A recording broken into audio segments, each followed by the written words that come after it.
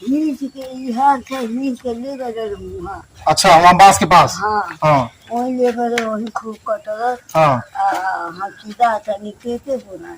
हाँ। एक बिटिया भी हमारे साथ मौजूद है, इनसे ही बात करेंगे। कुछ कूड़ा घर का फेंकने के लिए पोखरे की तरफ गई थी, इनके ऊपर भी उसने हमला कर दिया था। कब की बात है बेटा? 3 बजे 2 बजे सुबह में गए थे फेंकने, तो पीछे से पकड़ लिया तो सूट फट गया था। हाँ, दिखा था वो? हाँ बहुत अजीब तरह।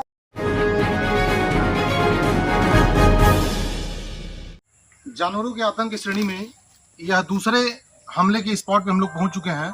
यह गोला थाना क्षेत्र का मन्नीपुर गांव है। पीछे आप तमाम ये जंगल झाड़ी देख सकते हैं। उस तरफ भी मैं कहूँगा थोड़ा सा दिखाइए। ये तमाम जंगल झाड़ियाँ बनी हुई हैं जिसमें कई तरह के जानवरों का निवास है।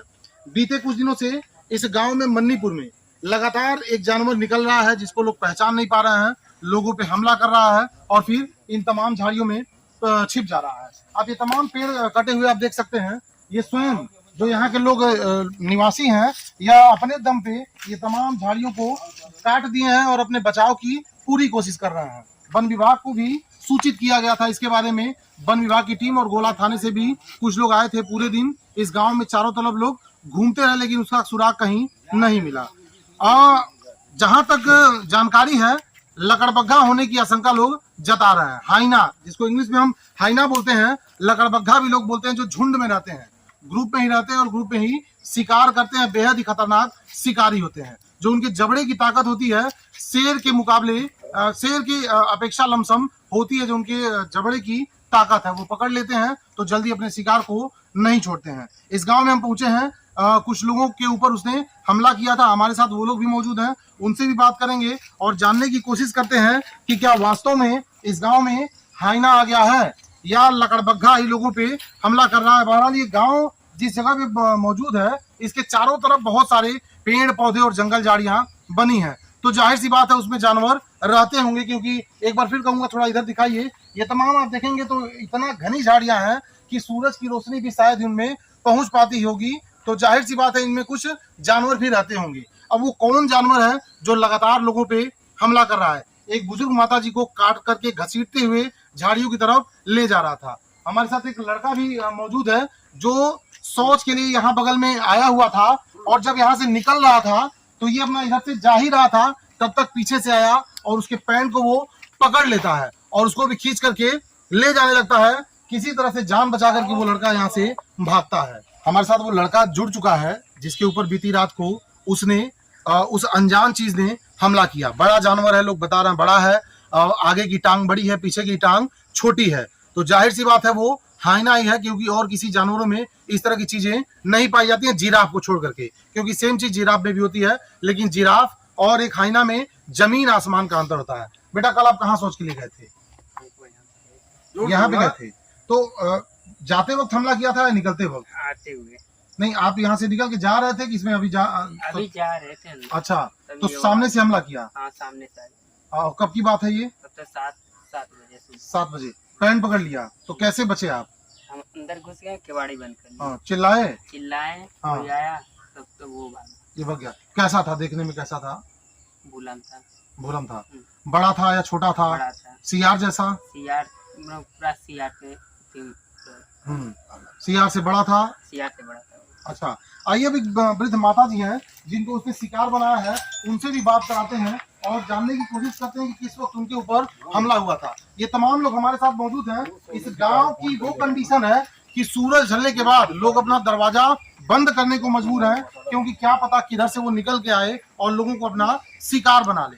वन विभाग की टीम को सूचित किया गया है, उन लोगों को चाहिए यहाँ मौके पर आए और सघन रूप से उसकी तलाश शुरू करें और काबिंग करना शुरू करें, क्योंकि इस तरह से वो तो न जाने कितने लोगों को अपना शिकार बना लेगा। सुनने में आया है कि इसी गांव के एक सज्जन बाइक से जा रहे थे, उनको भी दौड़ा लिया, बच्चे के ऊपर हमला किया। एक बिटिया भी हमारे साथ थी जिसके ऊपर हमला किया था। बात करेंगे, पहले माता जी से बात कर लेंगे।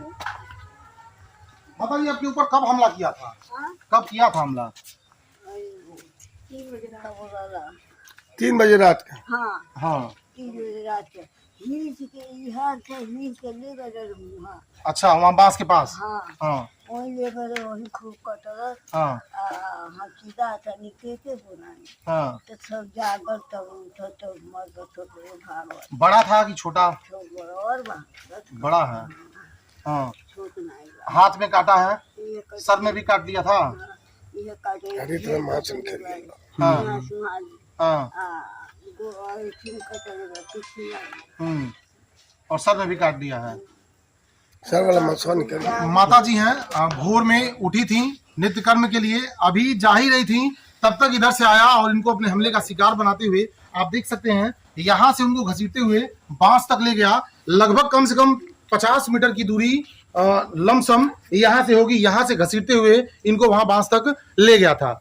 एक बिटिया भी हमारे साथ मौजूद है, इनसे भी बात करें। ये कुछ कूड़ा घर का फेंकने के लिए पोखरे की तरफ गई थी, इनके ऊपर भी उसने हमला कर दिया था। कब की बात है बेटा? 2 बजे सुबह में गए थे फेंकने तो पीछे से पकड़ लिया तो सूट फट गया था। दिखा था वो? हाँ बहुत अजीब तरह से दिख रहा था। अच्छा सियार जैसा है या उससे अलग है? नहीं उससे अलग है, अजीब तरह दिख रहा था और पंजा भी मारा था यहाँ पे। अच्छा पंजे के भी निशान है, आप देख सकते हैं लड़की को पंजा भी लगा है और उसके बाद भाग गया। नहीं हम वहीं पे गिर गए, जो कचरा है वहाँ पे गिर गए, फिर चाचा भैया लोग आए तो भाग गया। मतलब इस तरह का जानवर इधर नहीं देखे थे कभी आप? नहीं मामला थोड़ा सा डाउटफुल है, सियार या लकड़बग्घा दोनों में लोग उलझे हुए हैं, लेकिन जिस तरह से चीजें बताई जा रही हैं निश्चित रूप से वो हाइना ही है, क्योंकि और लोग बता रहे हैं उसके आगे की जो टांगे हैं वो बड़ी हैं, पीछे की टांगे छोटी हैं, तो निश्चित रूप से लकड़बग्घा का ही काम हो सकता है। लोग बता रहे हैं कि रात जैसे ही शाम हो रही है घरों के दरवाजे बंद हो जा रहे हैं, एकदम सभी लोग एकदम घर के अंदर पैक हो जा रहे हैं। पूरे गांव में कंडीशन है, पूरे गांव में प्रशासन से कोई सहयोग नहीं मिल रहा है। कोई सहयोग नहीं। अच्छा पहले दिन जब यहाँ प्रशासन आई थी तो लोग क्या आश्वासन देकर के गए थे? अब हम तो थे नहीं, लेकिन गांव में तमाम जगह खोजे चले गए। हाँ। उसके बाद से कोई? लेकिन मैं निवेदन करता हूँ कि वन विभाग की टीम आके यहाँ काम भी करे। नहीं तो पूरे गांव के लोग भयभीत हैं। हाँ और ना मीडिया वाले बुला रहे हैं फोन करके। हाँ तो 2 मीडिया वाले आए थे। हाँ आए तो वहाँ पर पूरा गांव घूम के देख रहे थे। कहते ये जंगल तो बहुत बड़े, जाल नहीं लग पाएगा जी। अब दोबारा जब अटैक करेगा हाँ। तो फोन करना तो हम बताएंगे।